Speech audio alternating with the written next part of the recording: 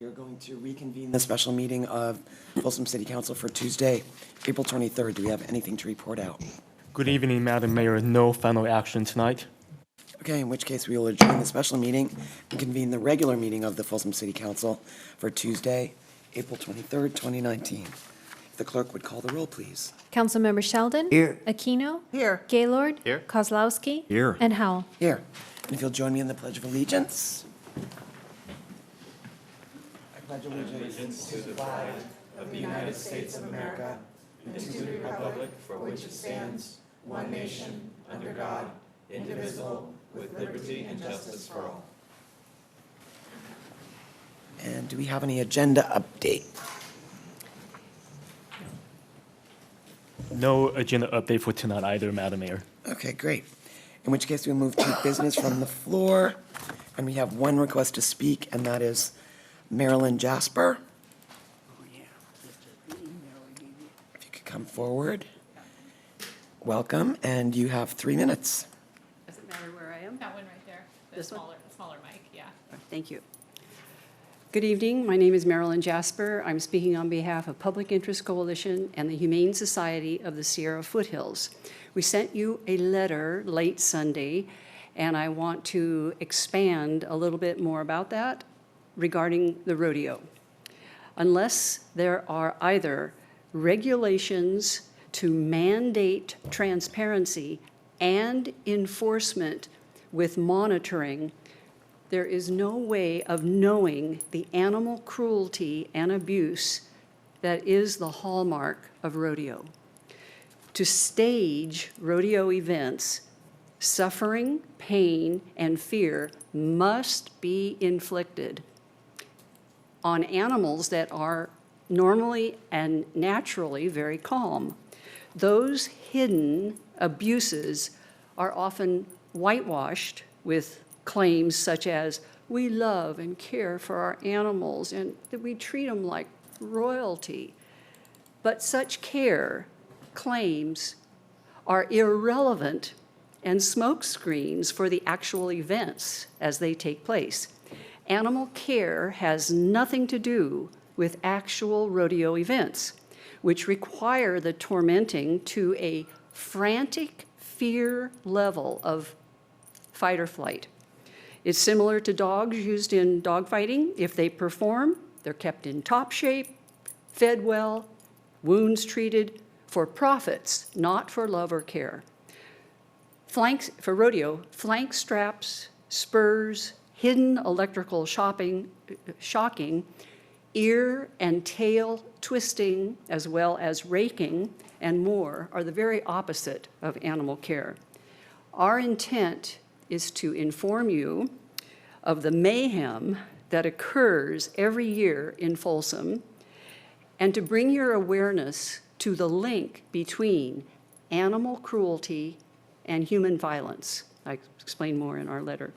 We ask you to consider an impartial, in-depth review, excuse me, of what happens behind the scenes in rodeo events and decide, one, whether more oversight, stricter rules, and enforcement are needed, or two, whether Folsom needs to ban rodeo-specific elements of, I'll say torture, but torment, such as the flank straps, the spurs, the electric shocking, and calf roping is coming under huge scrutiny in terms of just plain cruelty. That was never done. No calf on a ranch is roped that way. And third, to decide whether rodeo needs to be banned completely in the city of Folsom for all the reasons mentioned and in our letter, as well as the insidious lessons rodeo cruelty teaches to children. Thank you. Thank you. And next we have scheduled presentations. And the first is a proclamation of the mayor proclaiming May 19th through May 25th, National Public Works Day. If Michelle Kasama would meet me down front.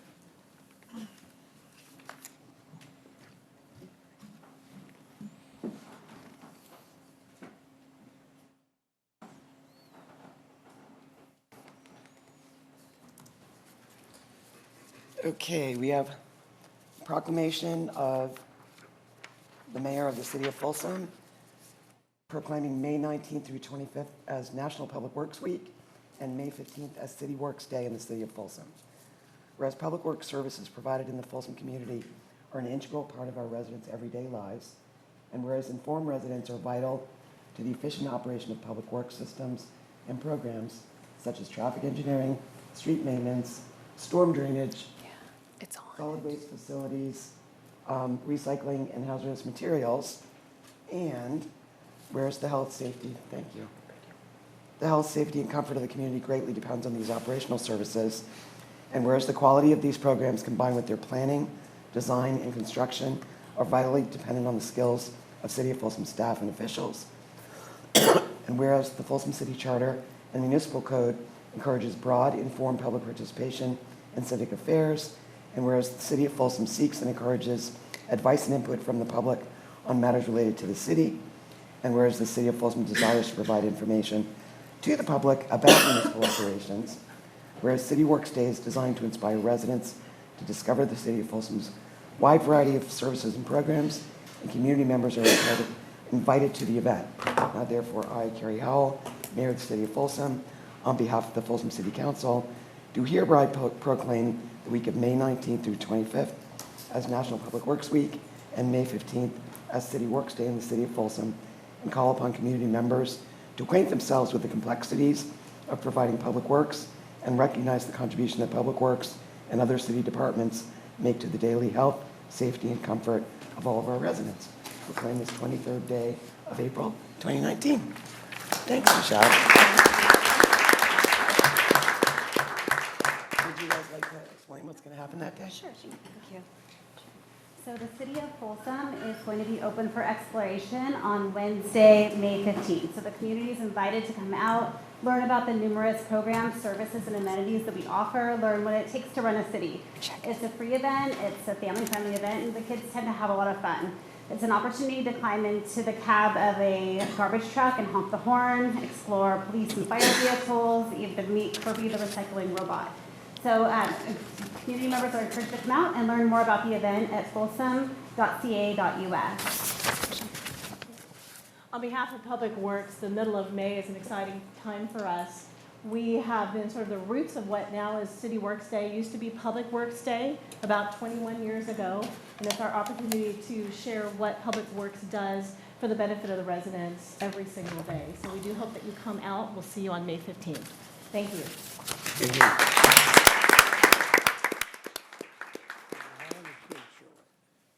And our next scheduled presentation is proclamation of the mayor proclaiming May 12th to May 18th as National Police Week in the city of Folsom. And the vice mayor will be presenting that one.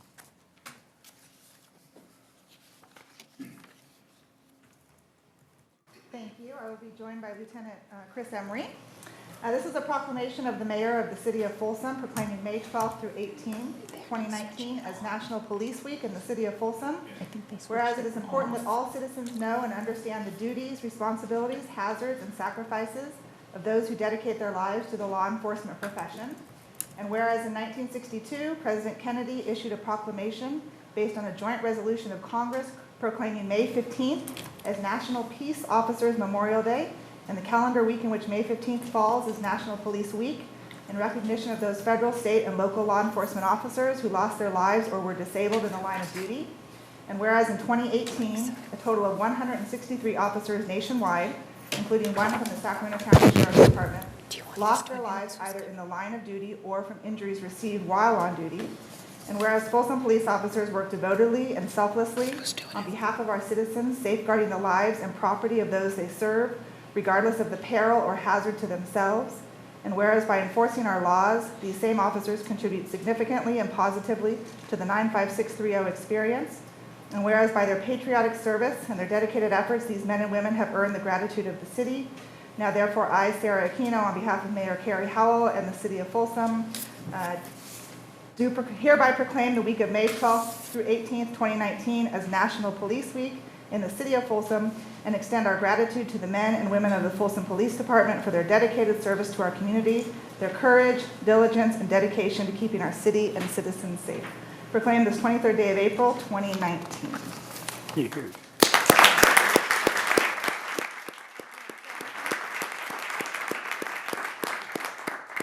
Thank you. Men and women of the Folsom Police Department appreciate this. Thank you all. Thanks to all of you.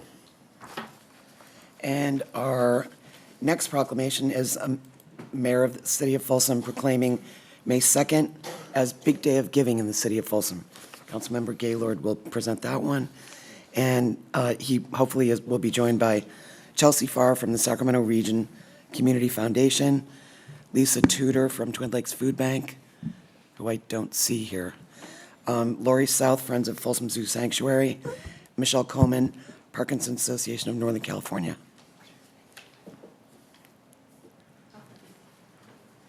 I guess Rosario is, Rodriguez is officially Lisa Tudor today. Proclamation of the Mayor of the City of Folsom proclaiming May 2nd, 2019 as the big day of giving in the City of Folsom. Whereas the Sacramento Region Community Foundation, a trusted resource for contributing to local and regional organizations, will host the 7th annual Big Day of Giving on May 2nd, 2019, in partnership with local and regional businesses and community leaders throughout a 4-county Sacramento region to encourage charitable giving. And whereas over the past 6 years, over 36,000 people in our region donated on Big Day of Giving, raising over $30 million that local nonprofits have used to improve the quality of life in our region. And whereas this year over 600 nonprofits will participate in the Big Day of Giving, nearly 15 of which are located in the City of Folsom serving its residents. And whereas the Big Day of Giving is an opportunity for the City of Folsom residents to show their community pride through supporting the good work of our local nonprofits. And whereas philanthropic investments help hardworking nonprofits make an impact on the causes that affect us all and provides donors with a sense of ownership and pride in their community. Now, therefore, I, Roger Gaylord, Carrie Howell, Mayor, City of Folsom, and on behalf of the Folsom City Council, do hereby proclaim May 2nd, 2019 as the Big Day of Giving to raise the level of philanthropy in the region, proclaimed this 23rd day of April, 2019. Congratulations.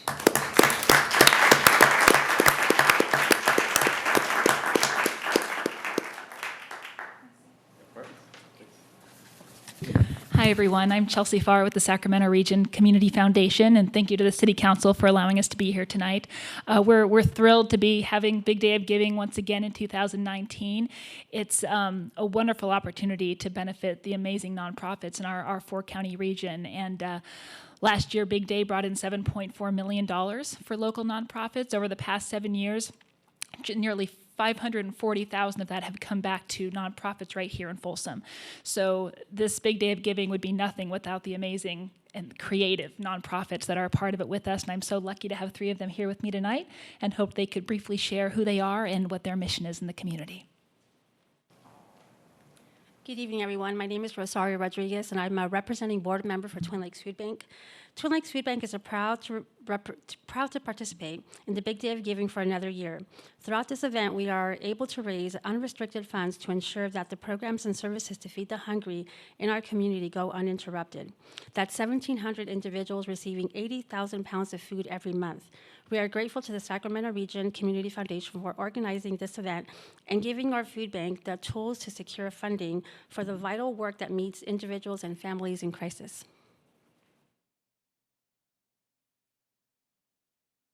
Good evening. My name is Michelle Coleman. I'm with the Parkinson's Association. We are an organization that is 100% funded by donations in the community.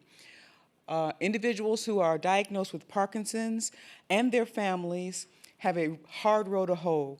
And what the Parkinson's Association does is provide education, support, and resources so that they can fight back against this disease and live the best life they can in the process.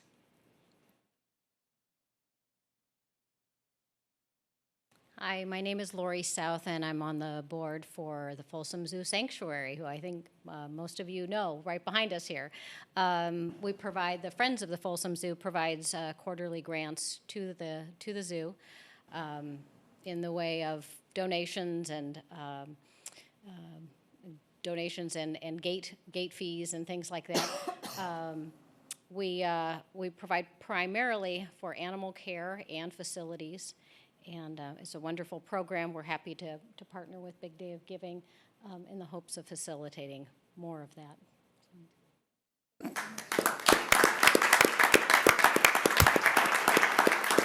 And thank you, ladies, for being here tonight. Everybody remember to contribute to your favorite charity on May 2nd. And with that, we will move to, I believe, Christine Brainerd. Nope. This is a presentation regarding the Rainbow Bridge Centennial Celebration.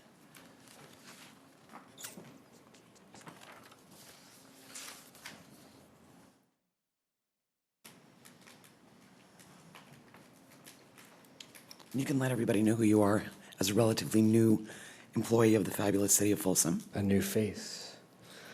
Good evening, Madam Mayor, members of council. My name is Tom Hellman. I'm your Community and Cultural Services Manager for the Parks and Recreation Department. Give me a second while this loads up, because like all technology, it wants to freeze on you right when you need it.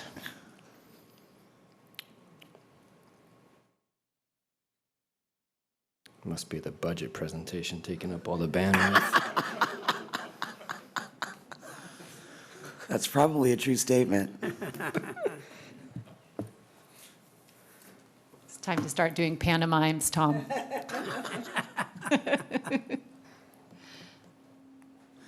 Turn yourself into a rainbow bridge shape.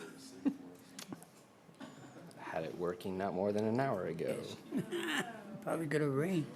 There we go.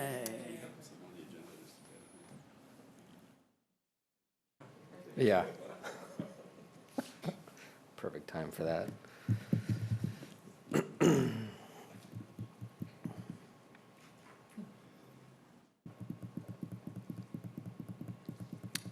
Dabbling in IT tonight as well. We do need a recording of the Jeopardy theme song for this. And other moments, like just before the council meeting starts. And Maybe we can get RT Mike to have a little serenade for us that we can play in situations like this. Mike Braun. Yeah. RT Mike.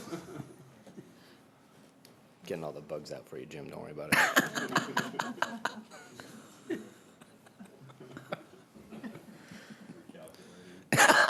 Oh my goodness. He's sucking money out of the budget as this goes on. You'll definitely remember me. Tom, I think since it's only at 15%, maybe you could just, 57, 75. You're good. Good job, Elaine. Keep talking. It's helping. My goodness.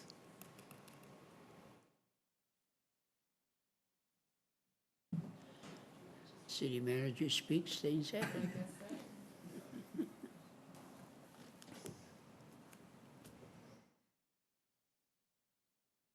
I worry more for Jim than I do for myself right now.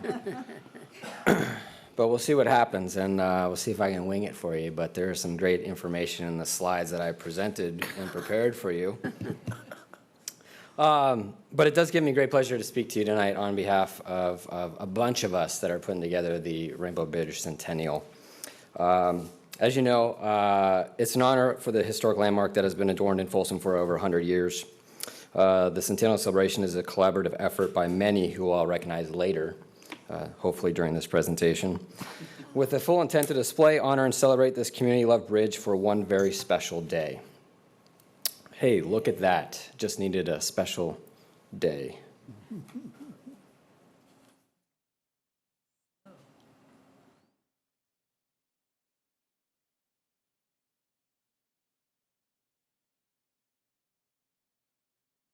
Nice picture.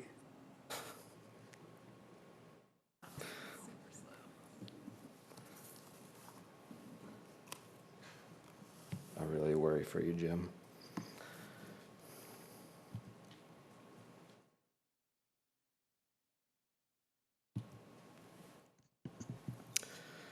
So the Rainbow Bridge is more than just a bridge that spans the beautiful water of Lake Natoma. The bridge is iconic. and it provides a sense of place to so many here in Folsom and the region. In short, this bridge represents the connection to the lives that so many that call Folsom home and enjoy its beauty that is distinctive by nature. When we launched the 100-day celebration on Sunday, February 10th of this year, it received a lot of traffic from local media. This is a short clip from the Sacramento Bee, hopefully, that I would like to share with you because it is pretty magical.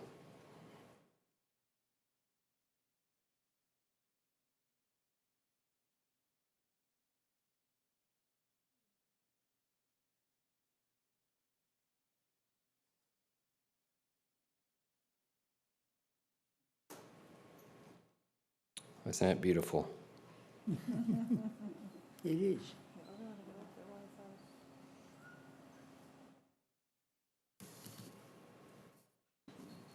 Nope, not going to play it for you. I'm sorry. Did that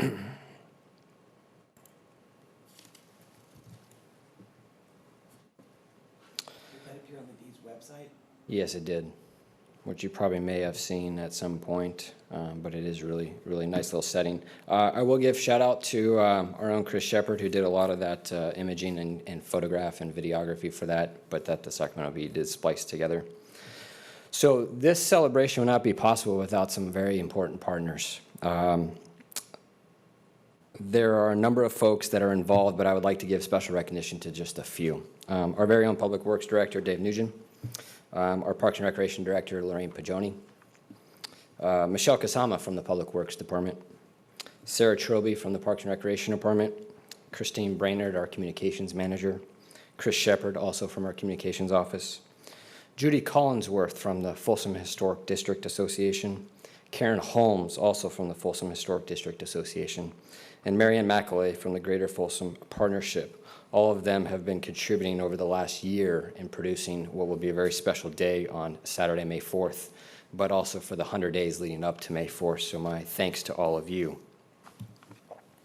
So what is going to happen on May 4th? Well, some stuff is starting to get out, but let me take you through some of the things that you can expect. Starting first thing in the morning, we'll have a very special bridge building contest by our STEM folks in the local Folsom High School. That will take place at the amphitheater down there, and they will be constructing bridges made out of popsicle sticks and to see what will withstand the most amount of weight. There will be a community engagement festival right there on Riley Street, just south of the Rainbow Bridge. We'll have a number of different both city booths and some partners in the area that will provide some opportunities for the families and the kids to get involved and to learn some things and to just be involved in that morning. We will have a rededication ceremony starting very promptly at 10 a.m. And that will have some of you there, please, of course, as well as we'll do the unveiling of Centennial Rock and also the unveiling or ribbon cutting of Centennial Arch. That will rededicate the bridge on its 100th year, in which case at that point the bridge will be open to foot traffic. The first time in a very long time the bridge will be open to foot traffic, in which case that bridge will remain open until 1:30, where folks can enjoy the scenes and the views that are on top of Rainbow Bridge overlooking the lake there. We worked with a couple partners to have some vintage vehicles there to display some of the vintage eras, and as well as some music and high energy celebration that'll take place on the south side of the bridge and then on the bridge itself. We'll encourage everybody to use local transit, both either rideshare, RT, biking, walking. There's some great trail systems in Folsom, as we know, that you can utilize. And we will have a bike valet service that day. So if you are biking, we can valet your bike free of charge so that you can enjoy the day. If that wasn't enough, there is more. I love this shot for one specific reason. It showcases the three bridges that are right there. You see in the foreground the bottom of Lake Natoma Crossing, and in the background there you see Rainbow Bridge and the Trush Bridge. What if, as part of our centennial celebration, we collaborated with a young man? And this young man grew up here in Folsom, went to Folsom Middle School, went to Folsom High School, and he found his calling doing inspiringly cool things that he wants to share with you and to everyone here in Folsom. And he now travels the world to do these inspiringly cool things in some of the most beautiful destinations. But just what if we found this young man to come here in Folsom and we secured a 1-inch wide line, or slack line, as it's referred to, from Lake Natoma Crossing all the way to the Truss Bridge, and we had him walk it. This line would roughly stretch 1,919 feet from bridge to bridge. That is ironic because the Rainbow Bridge opened to vehicle traffic in 1919. And he would walk this line over Lake Natoma, over the spectators and attendees that gathered that morning on top of Rainbow Bridge to the top of Truss Bridge, setting an urban slackline record. This gentleman, Ryan Robinson, an elite athlete, will do that on May 4th, just as he just did a week ago of walking some 1,800 feet in the lovely city of Buenos Aires above 180,000 people.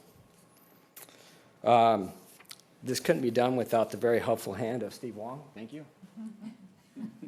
We worked very closely with the city's attorney's office to make sure this would work, and Ryan is fully committed to making this work, and he's super excited to do this in his town that he calls home.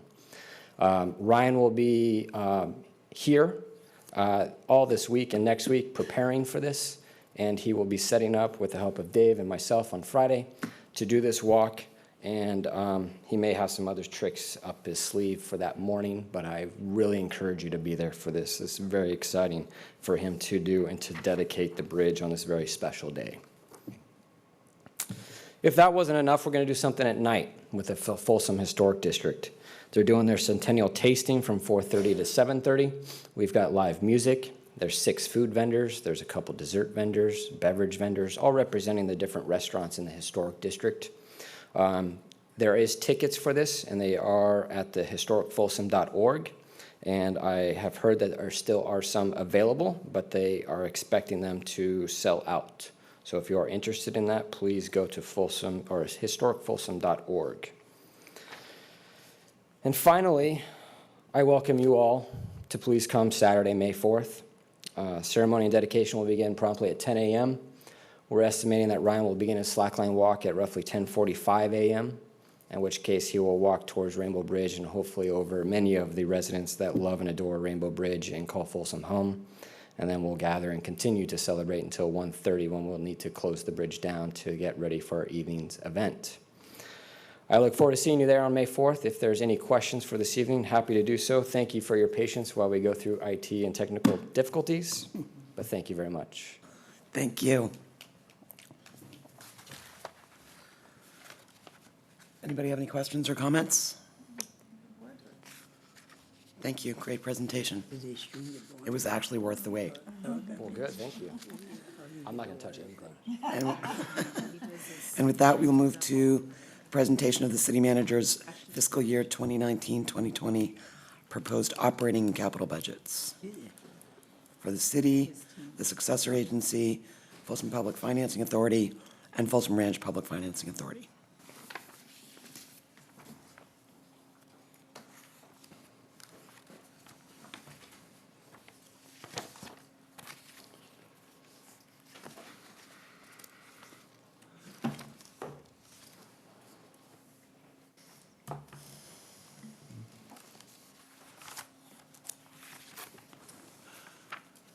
Mayor, members of the council, I'm Jim Francis, Assistant City Manager, and I'm going to present the city manager's proposed operating and capital budgets for fiscal year 2019 and 2020.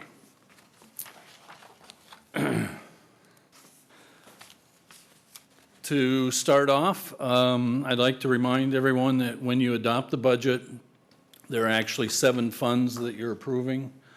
They're listed here. It totals $209 million. We will spend most of our time on the general fund and the enterprise fund, but the others are certainly worth mentioning. The special revenue funds are legally restricted to use, so those are like your L&Ls and gas tax money and other types of funds like that. The debt service funds are your finance authority and the payment of the bonds from debt. The capital projects funds are your impact fees and how those are appropriated. Internal service funds are primarily the risk management fund, which has all of our benefits, and we account for all our benefit expenditures there. But also it's our compensated absences and our capital replacement funds. And fiduciary funds are some old assessment district funds and also some redevelopment funds that we have to continue to account for.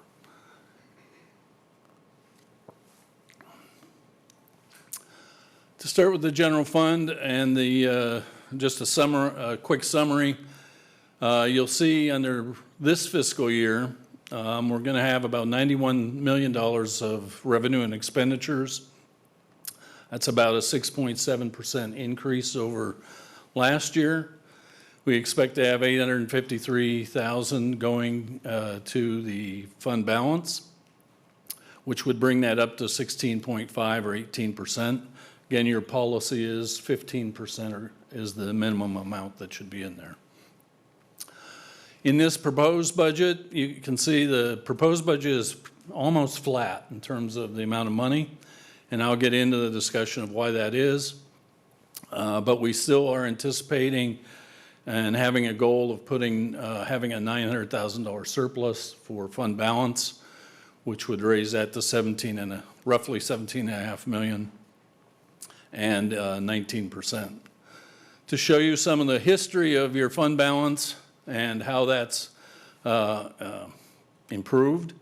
Certainly we were after the recession, we were at our low point, and it's taken us about 13 years actually to get to this year at 16.5, which is the amount of money we had at the peak prior to the recession. So, and that was back in fiscal year 06. So we're at 16.5, but the thing to remember is back then that 16 million was 26.6% of your expenditures. Today that's 18% of your expenditures. And again, we're proposing in this budget to bring that up to about 17.5, which would put it about 19% of expenditures. So we're still making progress along those lines with this budget.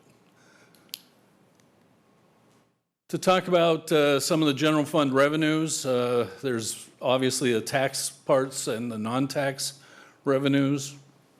When we look at those as a whole, you can see that your property tax, sales tax, TOT tax are all increasing in normal amounts. Those are to be expected. There's nothing unusual about any of those. But the distinction you'll see is for the non-tax revenue, which are the ones below that, most of them are not going to create as much funds. So there'll be a decline in non-tax revenue. And again, I'll get into some of the specifics of why that is. This is just a pictorial picture of that. The blue and red lines are your tax base, your taxes. Again, sales and property taxes, and you can see a steady line since the recession. And you can see for the non-tax revenues, it's fairly steady but on a downward turn at this point. When we talk about property tax, which is your largest revenue source, we continue to see our assessed value going up. It's a little over 6%. From 13.3 billion to 14.2 billion. The 20% that is our tax rate. I always like to point out because of every tax dollar that, property tax dollar that's collected, we get 20% of that. So for instance, if a home sells for $500,000 as a sale price and then that becomes the assessed value, the 1% Prop 13 is $5,000, so that's what your tax bill would be. The city only gets 20% of that, so we get $1,000. And I always like to point that out because everyone thinks their tax bill all comes to us, which would be nice, but it doesn't. And then, so we are estimating about $28.5 million of gross taxes. We have some tax sharing that we will take out of that. And then our unsecured property tax, some delinquent taxes, and the RDA pass-through are added to get us to about 27.8 million, which is a little over 6%. And that's pretty standard increase. I'll show you the history of our property tax. And you can see from 13-14 all up to our proposed budget, it's a gradual, steady increase in property tax. When we talk about sales tax, which is our next highest revenue, again, we see much the same picture of a fairly constant increase in sales. That's the point of sale. The state-county pool is really your internet sales, and those have been increasing right along. And Prop 172 is a part of the sales tax that goes to public safety. So we're looking at a 5.5% increase, which is about what we're having this year. When we break that down by sectors of the economy, which is how we do the predictions, you can see retail sales, general retail is pretty much even, about 6%. Transportation's down somewhat. That's because car and truck sales are down, although the price of gasoline fluctuates, and that can make a difference in what we bring in there. Food, which is primarily restaurants, has a gradual increase, and we're projecting that to continue. And then construction is Home Depot and Lowe's and those sorts of businesses. And they've been increasing at a substantial rate, and we expect that to continue also. So you can see we're at about 5.7 for the point of service. You add the 172 in the internet sales, and you get 26.3. Now, I will mention on the internet sales, we're being cautious at 3.7%. We're having about 3.9 this year, but we have had years where that's been a substantial increase, where it's been 8, 9, 10% in subsequent years. That's kind of leveled off, and so we're just predicting now that that's going to stay the same, although it obviously will continue to grow. Again, on the history with our sales tax since 9/10, since after the recession, we've had a constant growth to sales tax. You've had a couple periods of time where it's been flat, but for the most part, it's a pretty stable and steady growth to our tax revenue. When we talk about the non-tax revenue, you can see these are the main sources of non-tax revenue. Parks and Rec has been fairly constant in terms of increasing. It's at about a 2% level. We had, again, a flat period of time a couple years ago, but about 2% is about what it goes up. Mainly, that's due to attendance, not to fee rates, but to increased attendance at their programs. The ambulance fees, you can see, went up significantly, and that's because we added a third ambulance, and that increased those revenues. That has flattened off, and we don't expect much growth out of that coming in the next year. Now, where your big difference is, in terms of non-tax revenue going down, are building permits and development fees. And you'll see in the last 2 years, 17, 18, 18, 19, we had significant increases in those fees. And that's because of all the development that has gone on north of 50. Certainly south of 50 has started, but the development north of 50 has really caused the big increase on that. That's not going to be continuing, and we don't see that. There is no, you're going to get some small parcels, custom homes, that sort of thing, north of 50, but you're not going to get the development that you've had in the last 2 years. And so we have those coming down to about 4.8 million which is pretty normal. I mean, it looks like a big fall because we've had these 2 really good years, and, you know, 6.5 million down to 4.8 is a big drop. But this is really a pretty normal state of affairs for us, and that's really that $1.7 million difference is really the difference in your non-tax revenue. All the other fees are up slightly or flat.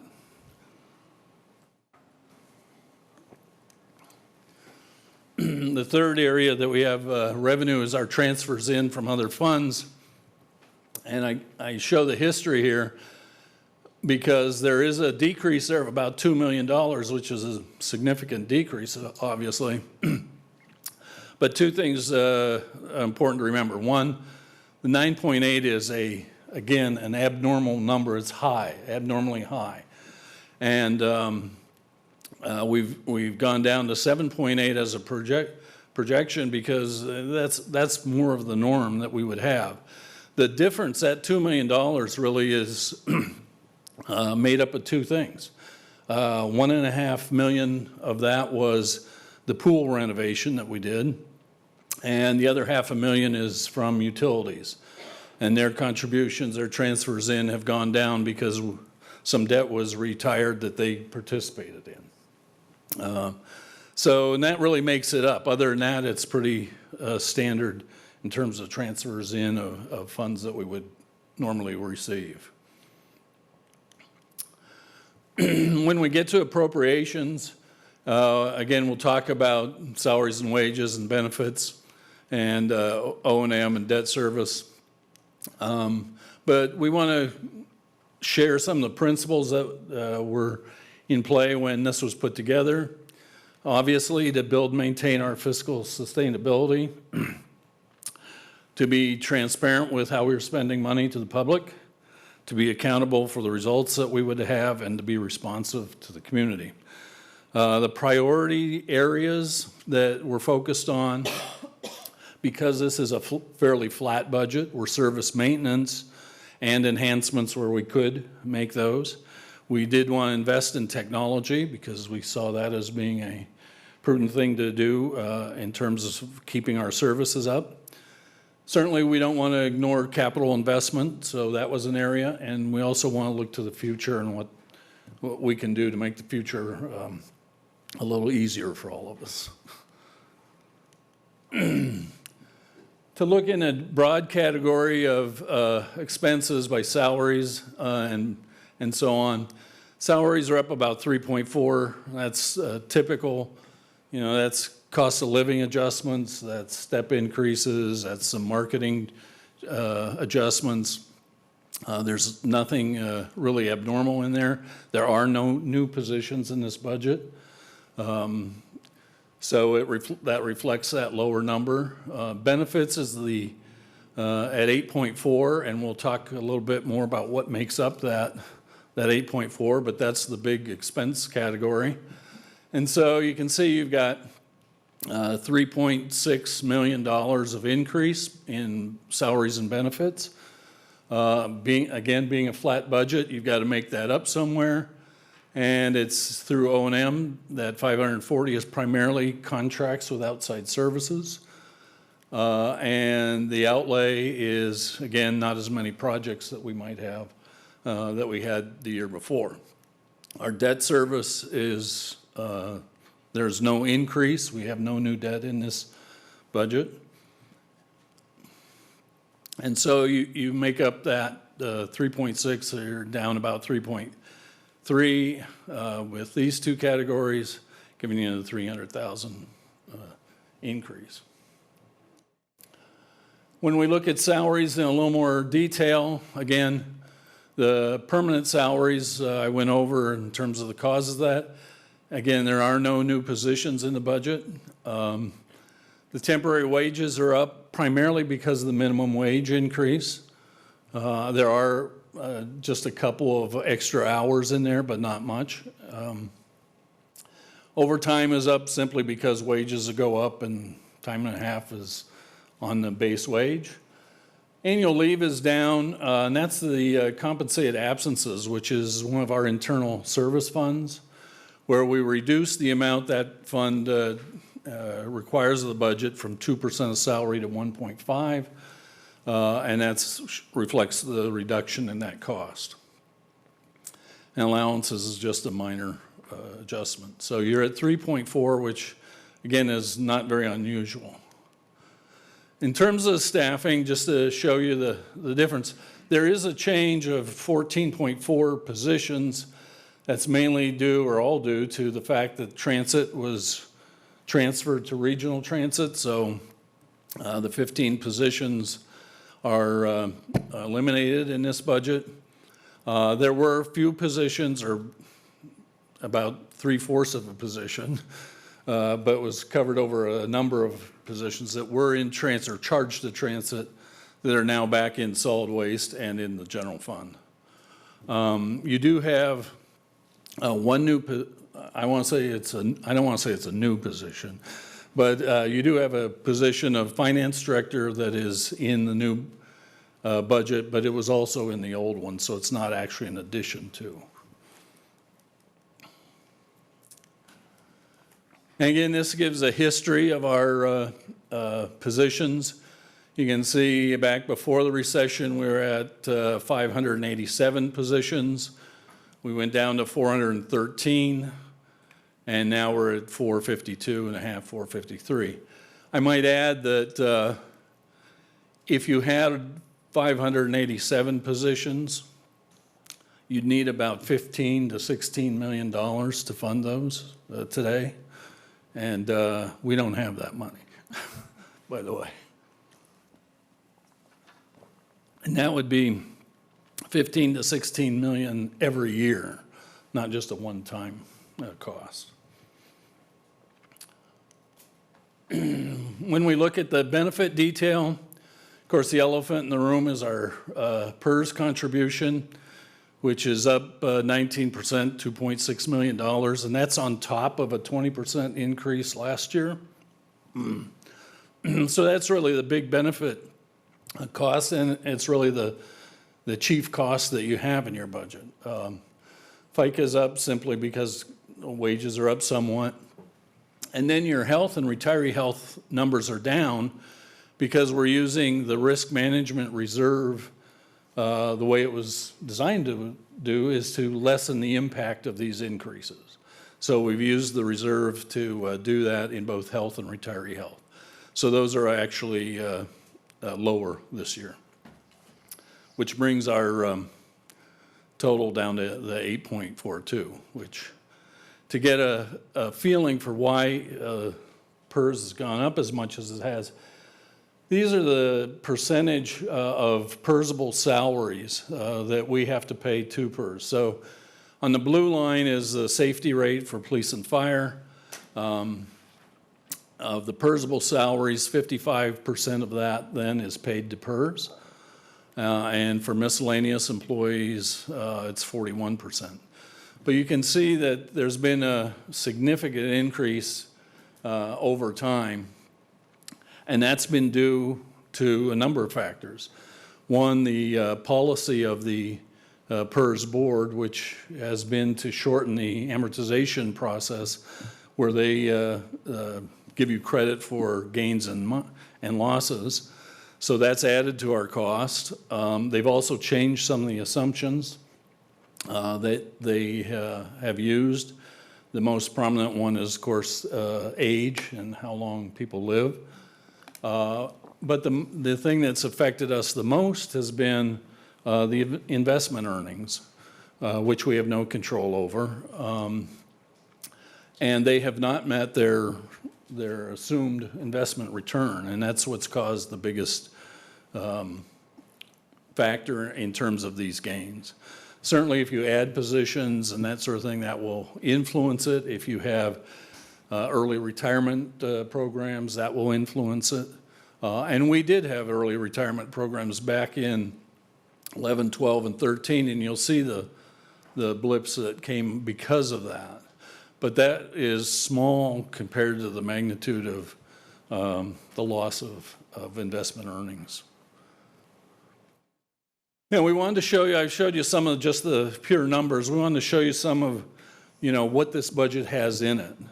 Certainly, we've maintained all of the services that we currently provide. There are no new positions, but neither are there any fewer positions. So again, by the categories for service maintenance and enhancements, I think it is just important to point, we've got almost $2 million of street improvements in this budget. We're replacing the air packs for firefighters, $628,000. We have almost $500,000 drainage projects. The zoning code update is in the budget. We continue to do our ADA compliance projects. We're going to have an enhancement to our park planning staff through a consultant at $100,000. We're trying to address the homeless issue through the Navigator program and park cleanup and camp cleanup at $83,000. We have the minimum wage increase. Jim, is that us paying additional fees to the Navigator through the county? Yes. Okay. It's, let's see, That's it's about 30. $53,000 for the Navigator contract and $30,000 to pay for mitigation of camps. That's correct. So how often do we have her now?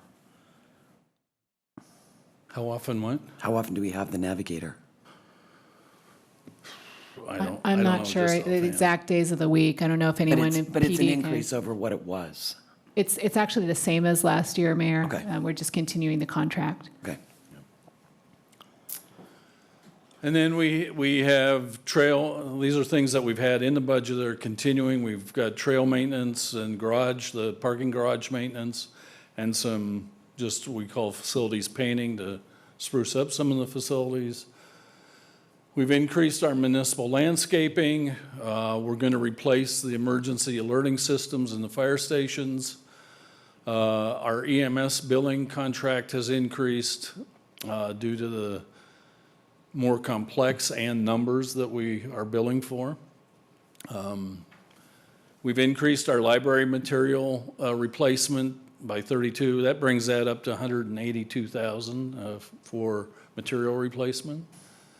And we've increased our veterinary services at the zoo. On technology investment, we've got in this budget $1.3 million for the intelligent transportation system. We have some infrastructure maintenance, which is servers and some of the hardware that goes along with our IT. We're going to have a new website and we've got new software. That's actually, that $70,000 is over about a 4-year period. We have a couple new message boards for Public Works for messages in the street. We've got replacing of computers and upgrading of some software. We've got a new digital evidence server for the police. We've got new agenda management software for the city clerk that will serve the boards as well as the council. And we have diagnostic software for the fleet. And this last one actually should have been in the service maintenance. Actually, it's a part-time position at the pool. So I put it in the wrong column. It's a robot monitor. Yeah, right. And we are making in this budget some capital investments, Fire Station 38 renovations in there. Livermore Park, that's 51 new parking spots at Livermore Park. We're replacing a fire engine. Also, we're replacing 10 police vehicles. When we do rotate some vehicles out, we're replacing them with hybrids and electric vehicles. And then the last 4 are all in Parks and Recreation, the passenger van and the other smaller vehicles. And we're also trying to invest in the future. So Benevento Family Park, we've put aside $2.6 million. That doesn't do the whole park, but it does the parking lot and the main park that's right in front of the parking lot. We've reserved $3 million for the Capital Connector loan in case they don't get their SACOG money, because we do want the connector to continue, but that would be perhaps a loan to that. Would be a loan. It would, yeah, Yes. it would be a loan. Again, we're trying to increase the fund balance by $900,000. We've also reserved $800,000 for the aquatic center, the second part of the renovation. We did the $1.5 million this year. We've got another $1 to $1.5 million for the second phase, and we've put aside $800,000 in this budget for that. We continue to make our contribution to our retiree health trust fund of $500,000. We've got about $80,000 for economic development activities. And like I said before, there is no new debt in this budget. And that's priceless. That's finance humor, I guess, right? That's it. That's all I got.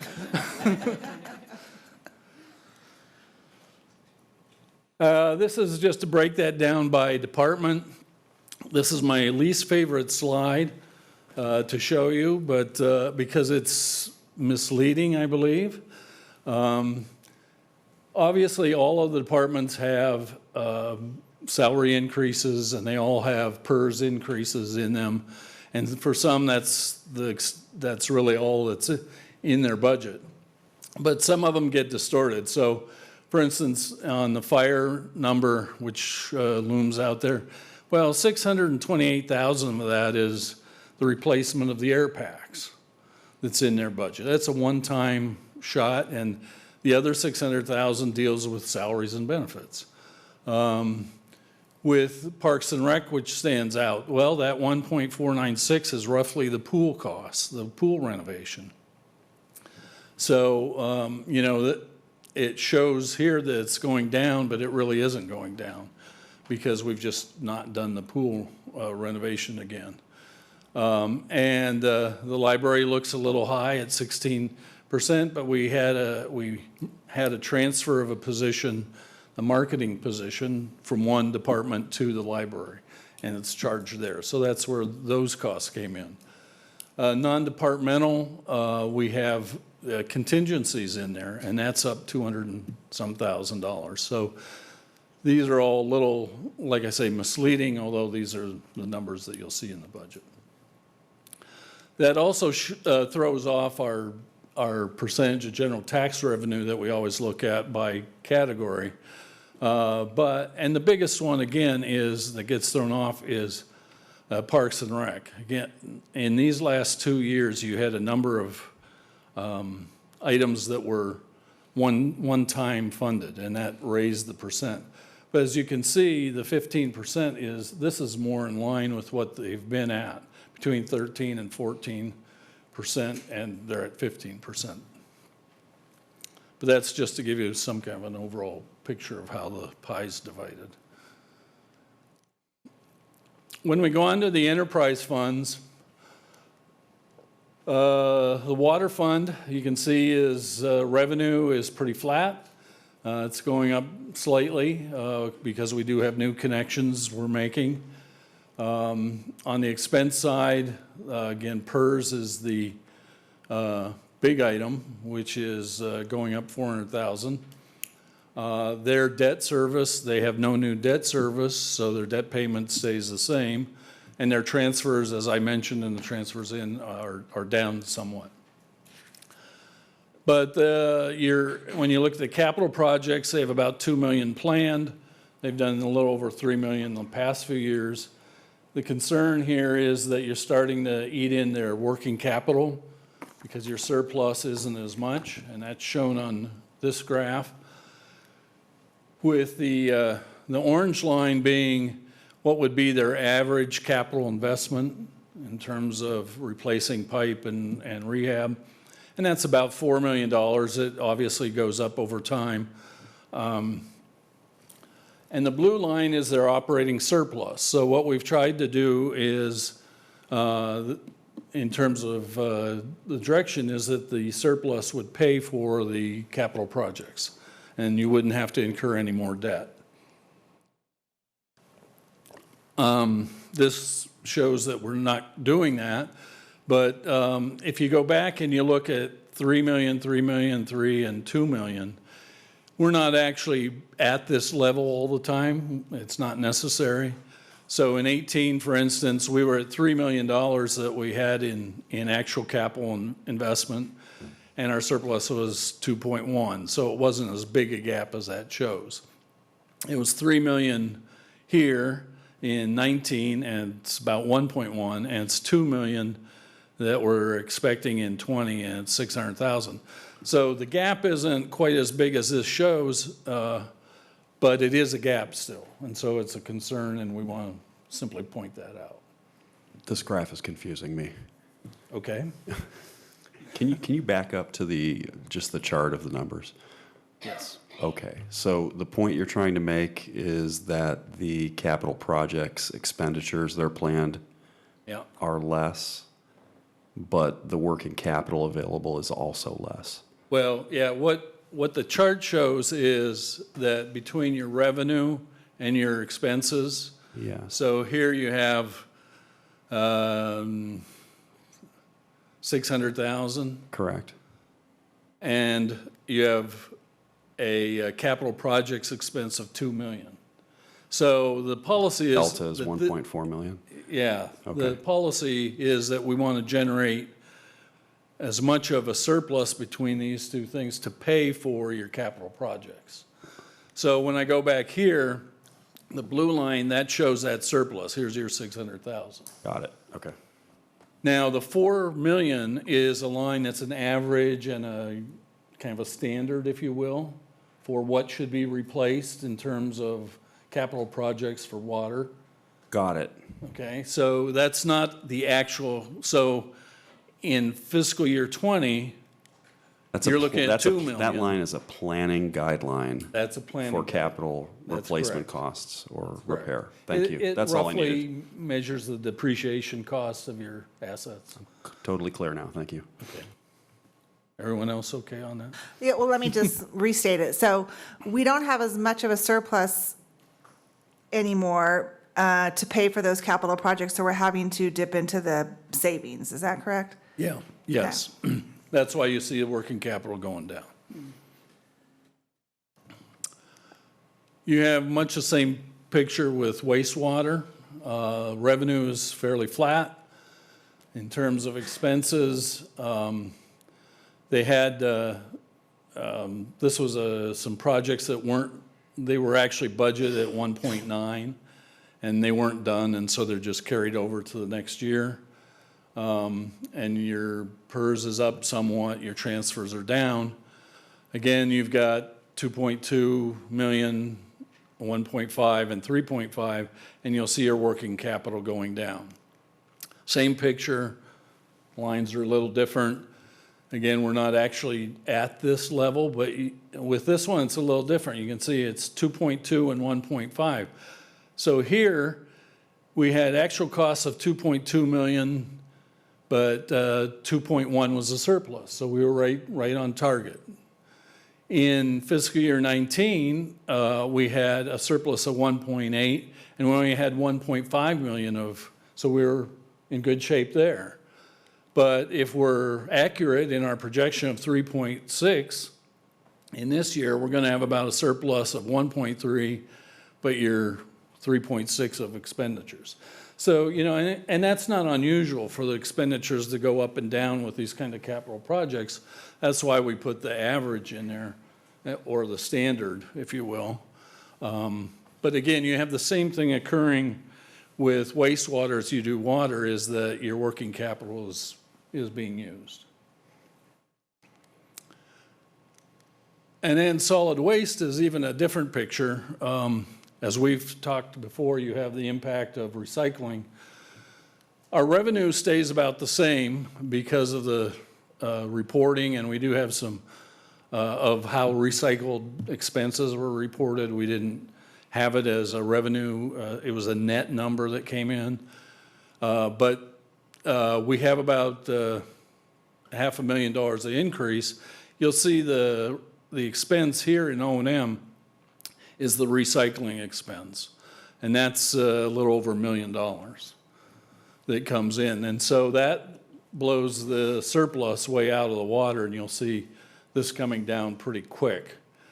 And you'll see a drop off in your solid waste because of that. Again, you have about here you're at about $1 million of surplus, and we had $1 million of expense. And that's true going back. Solid waste was really in pretty good shape in terms of maintaining that balance. But with recycling, you can see it just drops to nothing. And So you're projecting that the recycling problem is getting worse? Much worse. In this budget? Worse than we anticipated for this year already? Okay, thank you.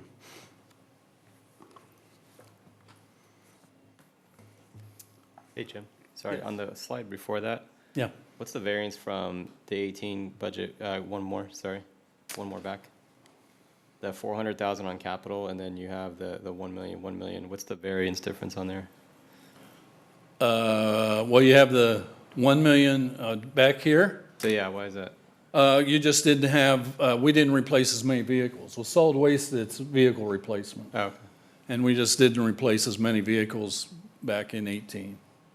Thank you. And so, yeah, in 18, you only had 400,000 of expense and you had 2.1 million surplus. So that helped, obviously. That's a good place to be.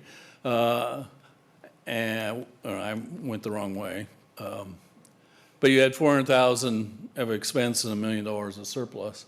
But then it just dropped out between this year and next year because of the recycling.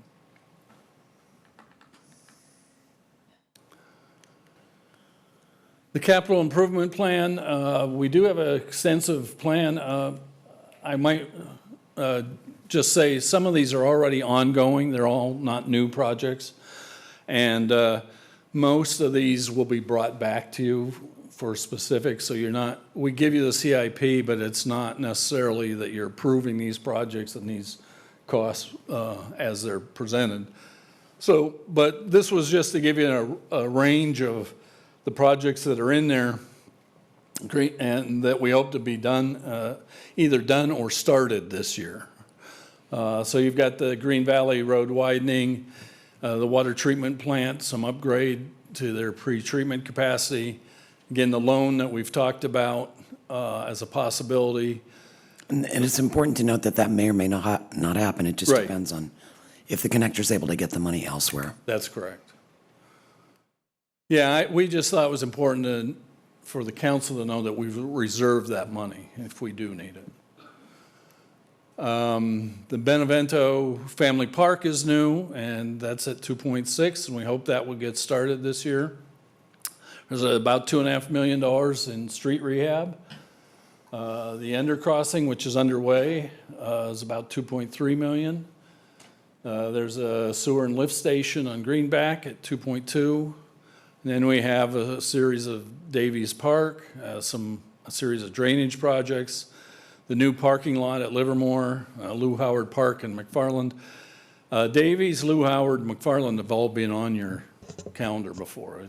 They've been to the council, but they haven't been started yet. And so they are planned to be started this year.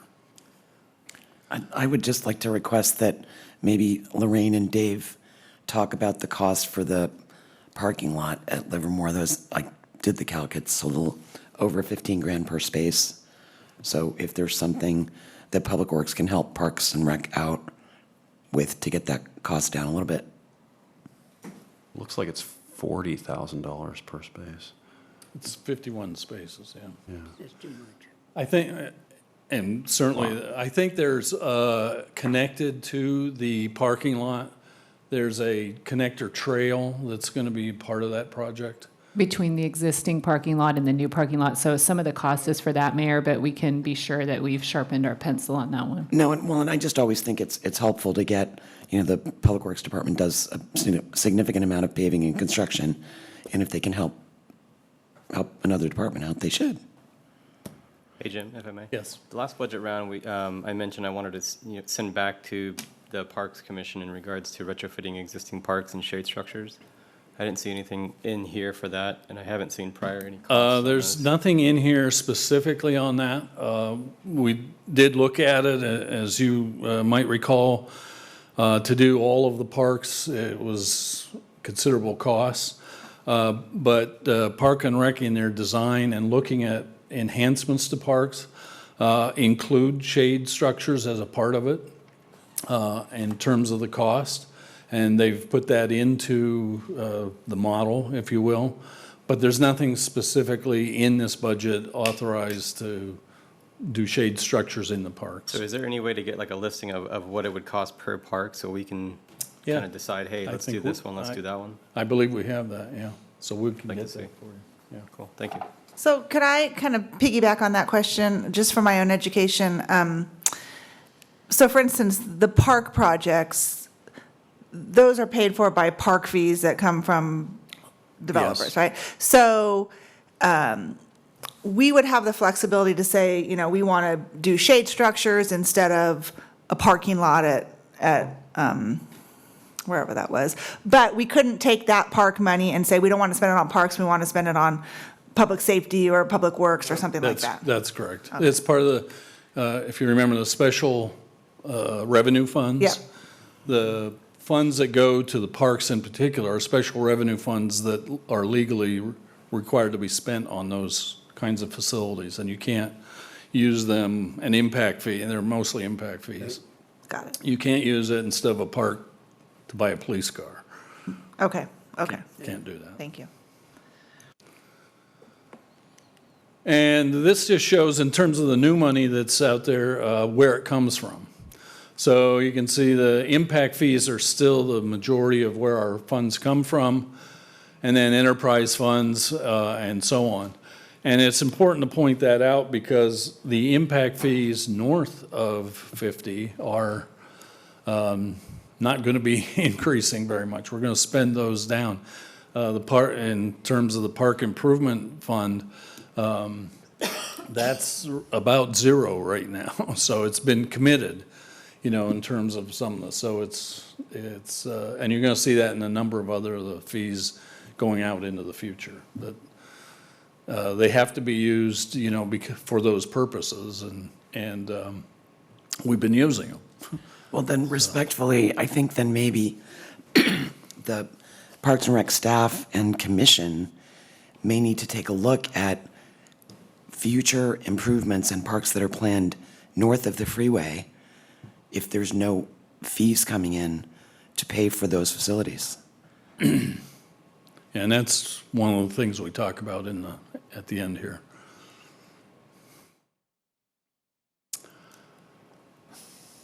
The 5-year forecast.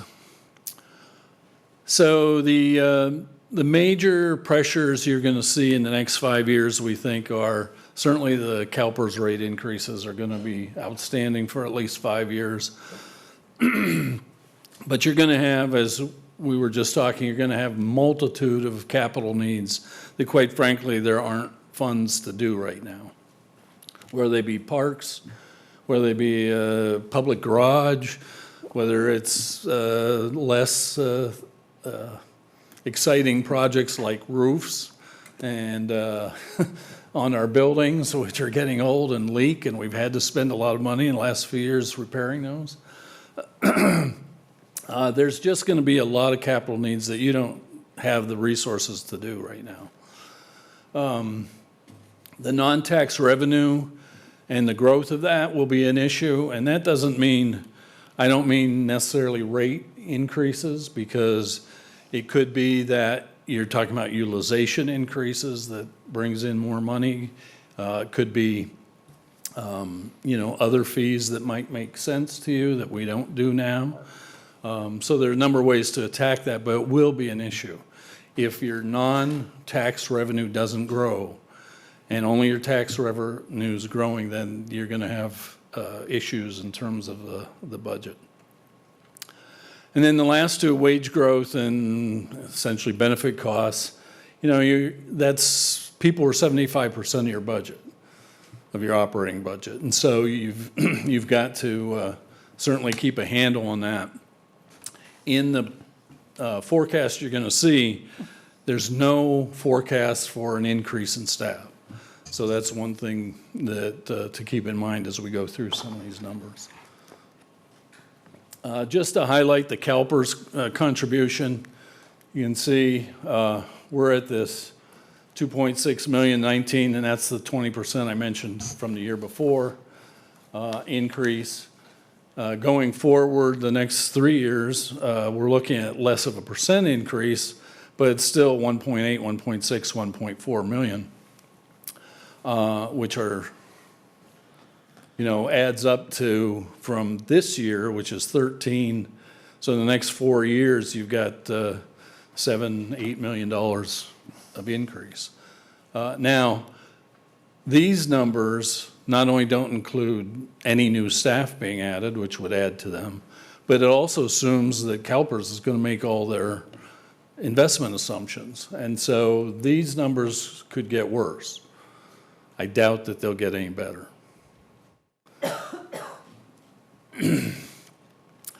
And so this is just a real quick, simple, trying to simplify some of our forecast models.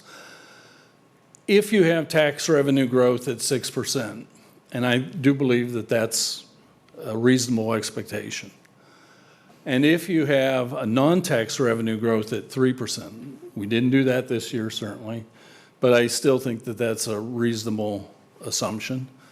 And if you have transfers in growing at 1.25%, again, you didn't do that this year, but I think that's a reasonable expectation. Then you get, here's your 91.3 for this year, and that will grow over the 5 years to 115 million. Now, if you go down to expenditure levels, and let's take the 5% expenditure level goes up, and remember, we went up 6.7% this year over last year on expenses. So here's your 90.4, which is what we're anticipating, and that will pretty much match the numbers up here. So you're at 115 at the end. What it doesn't do is, you'll notice the 91.3 and the 90.4, that's your 900,000 fund balance. Well, that number gets shorter. It becomes 700,000, 400,000, 300,000, and then you don't have any. So you won't have any capacity to build fund balance with that kind of a scenario. And then we just did, 0.5% below and 0.5% below is good in this case. If it goes up, though, now you're looking at having to make some structural changes. So those are the kinds of things you're going to need to be concerned with the tax and revenue policy that you adopt. This just shows the same thing in a different graphic form. The 91.3 up to 115 is the revenue expectations. The other number is the 5%, and then the number that's not highlighted is your 5.5%. And the other thing it doesn't take into consideration is these all have the assumption that the economy stays in a positive direction and doesn't slow down or go into a recession. So the cautions are your revenue options are limited. They're certainly economy dependent. The non-tax revenue should be addressed annually. Your PERS cost increases are a major expenditure pressure and will be. Your sustainability will depend on managing staffing costs. Again, as 75% of your budget, that's a key component. And there are limited financial options for growth in capital investments and your general maintenance of these programs. The general fund is balanced, again, heavily dependent on the economy. It will continue to grow, the fund balance, but not as a percent. So you're going to have that percentage go down even if the dollar numbers go up. So if you just did $900,000 or $800,000 a year, the percent will go down even though the fund will grow. PERS greatly reduces your capacity to address program and capital needs. We need to work on ways to address the maintenance, asset replacement, program enhancements. Water and wastewater are using their capital, working capital, and we need to monitor that closely to see where that's going to go. The solid waste fund's pay-go policy on capital investment right now is unsustainable. I mean, you just can't. You'll be out of reserve on that in a couple of years if it goes that way. So we've put that certainly on the watch list. And because I didn't want to end on a sour note, you need to.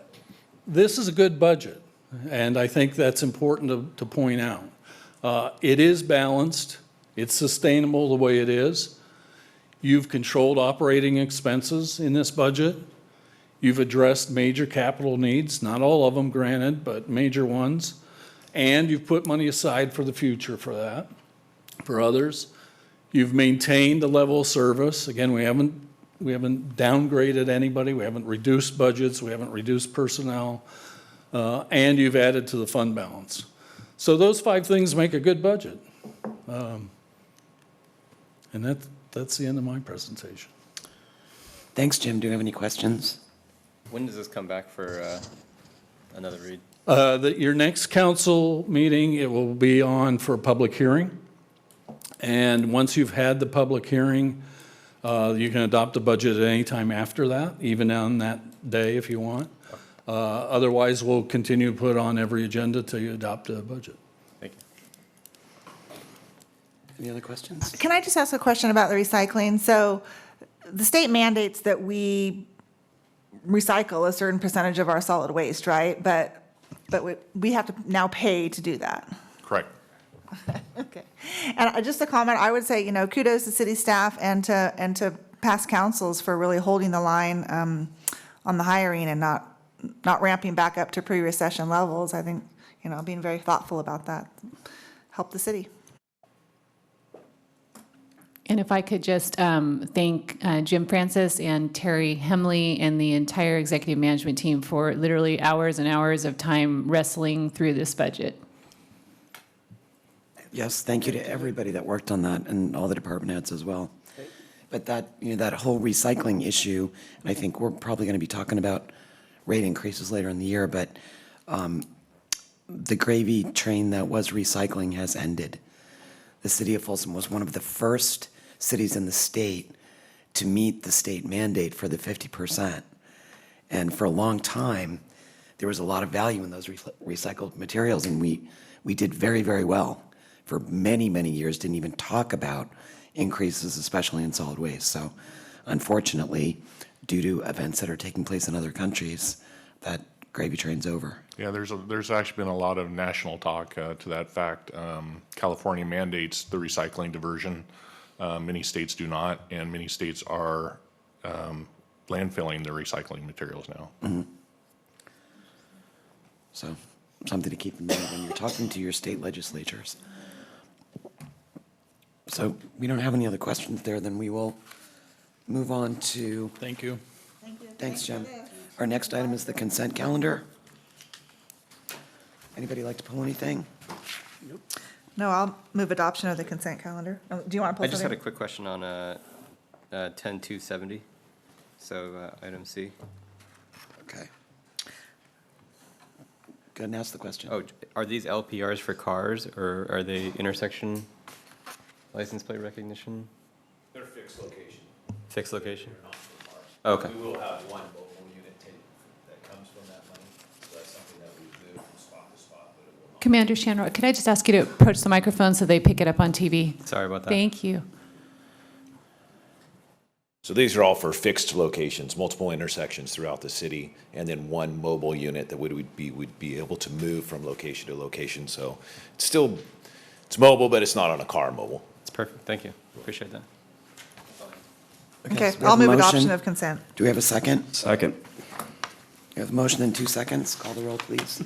Member Sheldon, Yes. Aquino. Yes. Gaylord. Yes. Kozlowski. Yes. And Howell. Yes. And that brings us to city manager reports. Good evening, everyone. The Iron Point Railroad Crossing replacement project is underway and is scheduled to be completed on Wednesday, May 1st. We've done a lot of advertising on this, so hopefully drivers have gotten the word that there's a 10-day closure of Iron Point Road between East Bidwell and Cabot. Also, we're updating our tree ordinance. It's 20 years old at this point, so we're having a community workshop to discuss the updates Thursday, April 25th at 6 p.m. in the community center, and you can learn more at our website, www.folsom.ca.us/trees.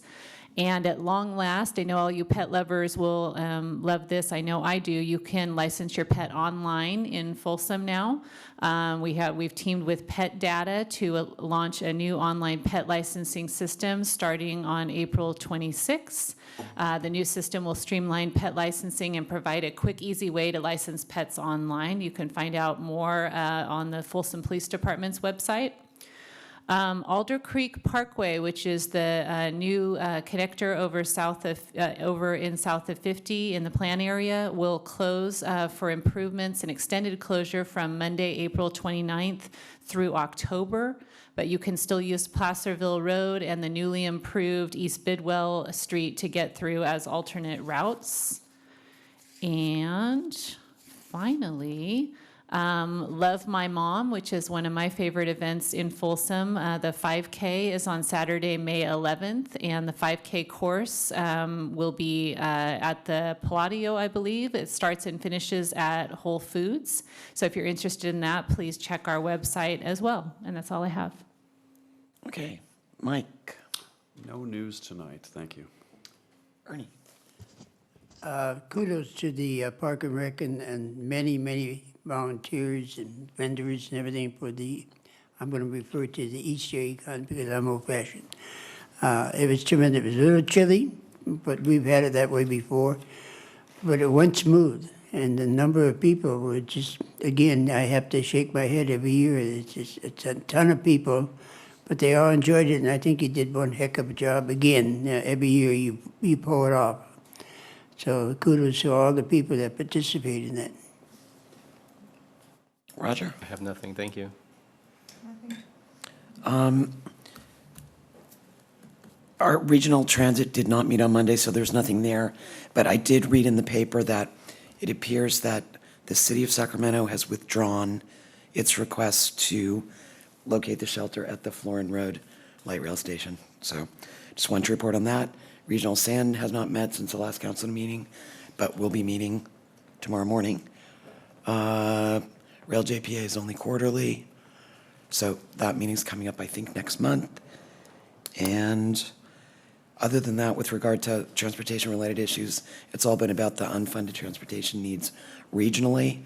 Cap-to-Cap trip is coming up, so I'm on the transportation team for that group, so we will hopefully be finding ways to secure more state and federal money on that trip. Other than that, my typical transportation warning, please drive carefully. Weather's getting better. There's going to be more kids around in the evening. And if you're out walking, please wear colors that make you visible. With that, we are adjourned at 7:59. Nice.